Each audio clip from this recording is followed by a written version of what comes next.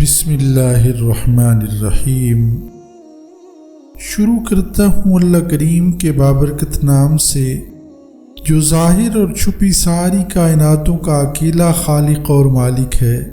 حقوق، ذات، صفات اور صفات کے تقاضوں میں کوئی اس کا شریک نہیں اور نہ ہی وہ شرکت کو جائز رکھتا ہے۔ اور ان گنت رحمتیں نازل ہوں آپ صلی اللہ علیہ وسلم کی ذات اقدس پر، جنہیں اللہ کریم نے سارے عالم کے لیے رحمت بنا کر بھیجا، اور آپ کی آل پر۔ شعراء میں جگر مراد آبادی ایک عظیم شاعر تھے۔ ان کی ابتدائی زندگی بڑی غافلانہ تھی۔ خوب پیتے تھے، بلا کے مینوش تھے۔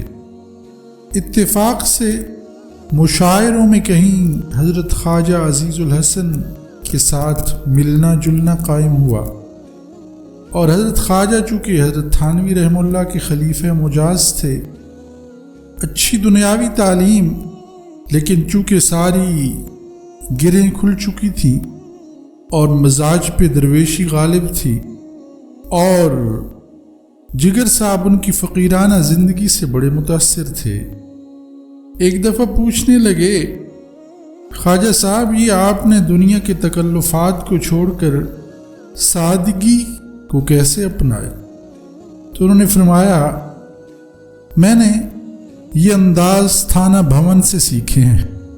تو بہرحال خواجہ صاحب کا جگر صاحب سے ملنا جلنا کچھ زیادہ ہوا، تو وہ ان سے آہستہ آہستہ متاثر ہونے لگے۔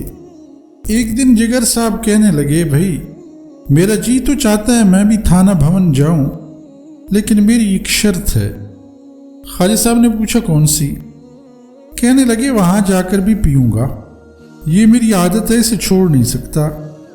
حضرت خواجہ صاحب نے فرمایا ٹھیک ہے، میں حضرت جی سے پوچھوں گا، ان کی خدمت میں عرض کروں گا، وہ جیسے ارشاد فرمائیں گے۔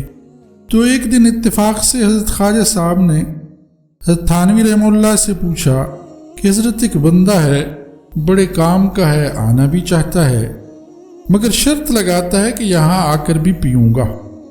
حضرت نے فرمایا کہ بھئی خانقاہ تو عوامی جگہ ہے، یہاں تو اس قسم کی کوئی اجازت نہیں دی جا سکتی، شراب تو شے معصیت ہے، گناہ ہے، البتہ میں اسے اپنے گھر میں مہمان کی حیثیت سے ٹھہرا لوں گا، اور چونکہ مہمان کو اپنی ہر عادت پوری کرنے کی اجازت ہے، کافر کو بھی مہمان بنایا جا سکتا ہے، تو کوئی حرج نہیں ہے۔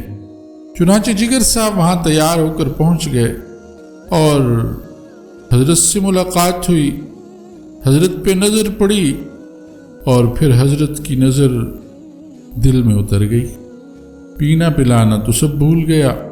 تو جگر کہنے لگے 3 دعائیں کروانا آیا ہوں۔ پوچھا کون سی؟ کہنے لگے حضرت پہلی دعا تو یہ کیجئے کہ میں پینا چھوڑ دوں۔ حضرت نے دعا فرما دی۔ عرض کیا دوسری گزارش یہ ہے کہ میرے لیے دعا فرمائے کہ میں داڑھی بھی رکھ لوں۔ حضرت نے اس کی بھی دعا فرما دی۔ اور جگر کہنے لگے کہ تیسری میری گزارش یہ ہے کہ یہ میرے لیے یہ دعا بھی فرما دیجئے کہ میرا خاتمہ ایمان پر ہو جائے۔ حضرت نے یہ دعا بھی فرما دی۔ اتفاق سے جگر کہتے ہیں کہ میں ایک دن بیٹھا ہوا تھا، خیال آیا کہ کچھ پی لوں، پھر میں نے دل میں سوچا کہ میں تو عہد کر بیٹھا ہوں کہ آئندہ کبھی زندگی میں نہیں پیوں گا، چنانچہ ہمیشہ کے لیے چھوڑ دی۔